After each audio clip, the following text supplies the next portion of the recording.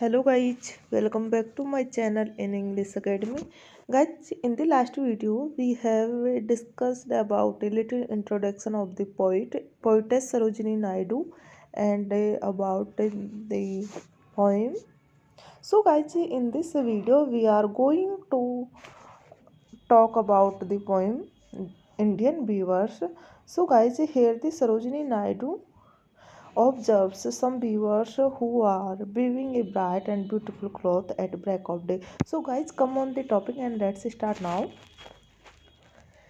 Weavers weaving at break of day, why do you weave a garment so gay, blue as the wing of a helicon, while we weave over the robes of a newborn child. Weavers weaving at far night. Guys, in the first stanza, in the opening four line, the poetess Sarojini Naidu observes some weavers who are weaving a bright and beautiful cloth at break of day. She asks them why they are weaving such a gay cloth. The weavers reply that they are weaving it for the dress of newly born child. Therefore, the cloth they are weaving of is of blue color like the wing of kingfisher. The dawn is the symbol.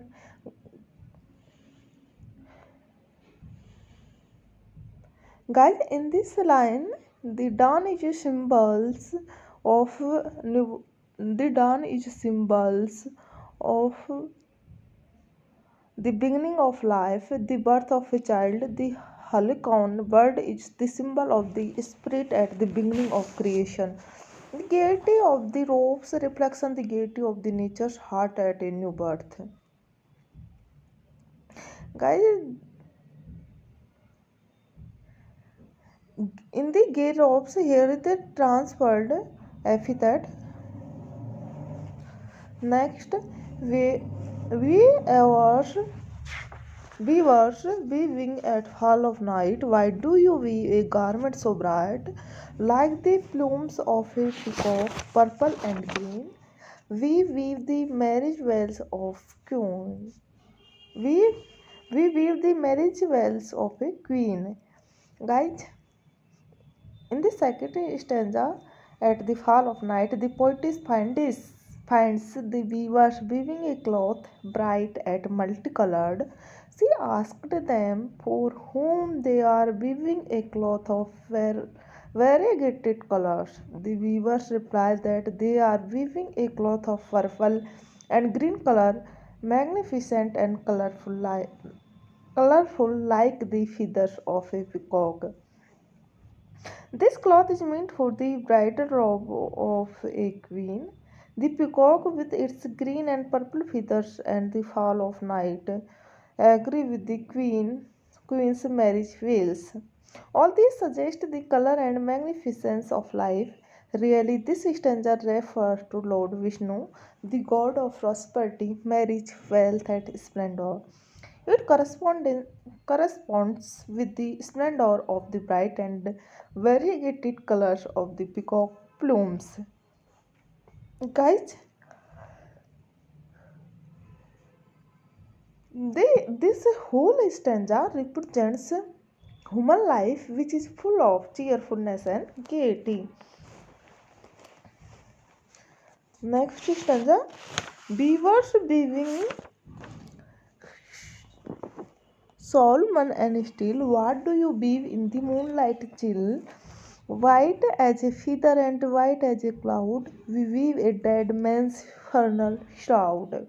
Guys, in the last stanza of the poem, the the poetess tells that the weavers are now weaving cloth in a very serious and quiet atmosphere.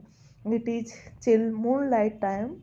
They are now weaving cloth as white as feather or a cloud. It appears that white feather has been torn off a dead bird. The chill moonlight reminds us of the famous line, the night is chill, the clouds is grey in cold is crystal. Guys, in this stanza, the weavers who are weaving in solemnity could produce only a funeral shroud, which is usually of white color. This stanza is associated with maize. Guys, here the importance describe that here in the maize is the god of destructions, death. Thus, the poem ends with the tragedy of human life.